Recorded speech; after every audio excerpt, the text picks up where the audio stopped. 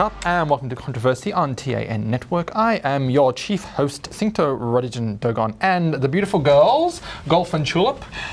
How are you on this St. Pat's Day? It's St. Patrick's Day. Happy St. Pat's Day, everybody. Happy the Green Day. Yeah, the Green Day, we should wear green. We should drink green liquid. Well, we're thinking green.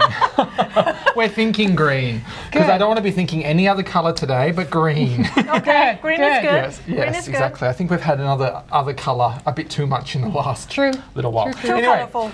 let's go straight to the point here. Now, I'm actually excited because this is a city I'm going back to very soon, and it's actually a city that I grew up in between Bangkok, Yes. is Melbourne. So atheists meet in Melbourne to celebrate lack of faith. Yes. Okay. There's a convention in Melbourne on the past weekend. It's called the Rise of Atheism Convention. It's the largest gathering so far, international gathering. It's about 2,500 people. The ticket actually sold out way before it started. The ticket's only for 2,000 people. So oh, you need a ticket? You need a ticket. To attend the... I at first I thought it'd be like some kind of la la la convention, but then after they have the convention, that's the logo of the organization, the Rise of Atheism. It's more like that's a lot of it's serious stuff. It's Yeah. serious stuff. It's the gathering. I think they're reaching out for the non-believer. But if you listen to the most of the substance they're talking, it's almost like most likely they're like anti-religious, blindly believe people. Yeah. Well, I always thought atheism on a Western level was actually anti-Christian. Do you know what I mean? Not necessarily Buddhism or Hinduism and when these Muslimism. people talking about Christianity, they talk as it religions as a whole. Right. They're I not see. like saying any religion in specific. Yeah. So they simply say any they're beliefs. non-believer. Yeah. Okay. Of anything. Yeah. And they have like guest speaker, Beyond and all these guest speakers like biologists, some professor from some famous university. Yeah. They're all highly educated people. Yeah. They just Science-minded. yes. Yeah. Okay. The thing is, they just don't like that some people cannot think about things logically. Yeah. And there's some church in Australia came out and like feel so defended and said these people are so aggressive. Yeah.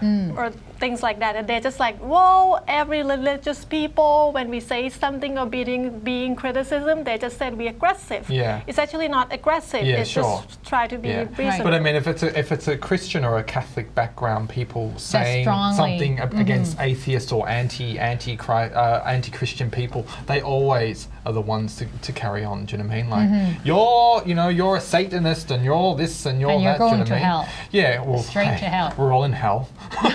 This Can only is get better. what Melbourne Anglican Archbishop said. Okay, It will be interesting to me to see how something which is largely framed around a negative concept, atheism, is capable of developing a coherent position. So this preach, the father, already said it's negative concept. Yeah. So he already closed-minded. It's not open-minded at all. So he feel too offended.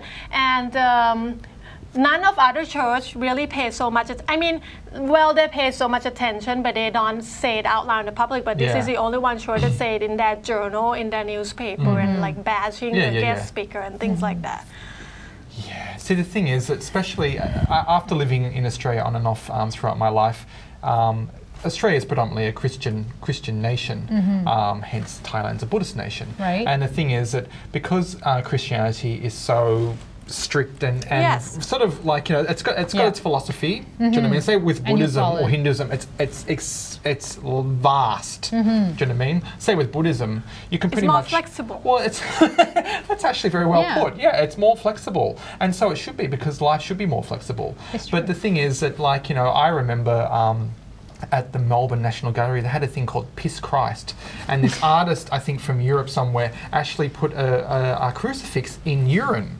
Oh. And for you know art, do you know what? I mean? Yeah. So, and what I'm just let me say is what I'm trying to say here is there was an uproar. But I thought, well, the thing is that the person that did it didn't really care about religion at all. Even though I thought, like, you know, I can understand the people that respect religion, because I don't want to see a Buddha in urine either. Being a very strong Buddhist, like, you know, sort of sympathizer. But the thing is that at the same time, I thought, well, in a Western ideology, you can do really what you like. And you can't force. Yeah. You can't force people I to just believe think what, you know, whatever. there's a lot more That's fair. atheism express their belief of non-believing. Yes, of course. Because they're losing faith in religion. There's so much more things going on this day with people that say they do it because God told them, killing each other or whatever, what they do in church or for Islam. I think it's make people have less faith, especially when some people just blindly believe something, and we cannot blame on the core of religions itself. It's the people that try to interpret the teaching of that religion to like get advantage and benefit to themselves. I mean, the thing is too, with a lot of, say, if we talk about Christianity again, a lot of the teachings are not really conducive to the days of children and teenagers, especially who aren't interested anymore these days. Like even in Thailand, a lot of Thai teenagers respect Buddhism, but don't have really any understanding of really what's behind it. So they're not maybe like, say, our parents' generation would be going to the Wat. They might just go because they have to, but they won't really understand. It's more like culture thing. Exactly, do you know what I mean? Whereas in the West, there's none of that. Do you know what I mean? There's no culture I anymore. am almost turned to be atheism, to be honest. I'm not like really saying I'm atheist, but I will tell people I'm Buddhism when I was in America, but in my heart I didn't really believe so much. Because I haven't heard the real core Buddhism yet then. Just when I come back here 2 years ago that I heard so much teaching and the real core of Buddhism then made me understand, and now like I can say I'm Buddhism. But then I was just whatever. Oh I can go to temple. I don't really care too much. Things so you've like got your faith back in Buddhism again, so to speak. It's about faith. I mean, it sounds silly, but it's about how much teaching of each of that religion can get into your.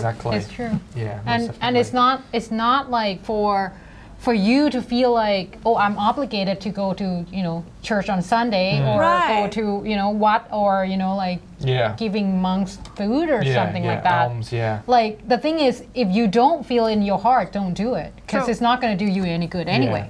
Okay. Well, anyway, the thing is, we'll leave it there, and all I can say is that regardless of what you believe, just believe it.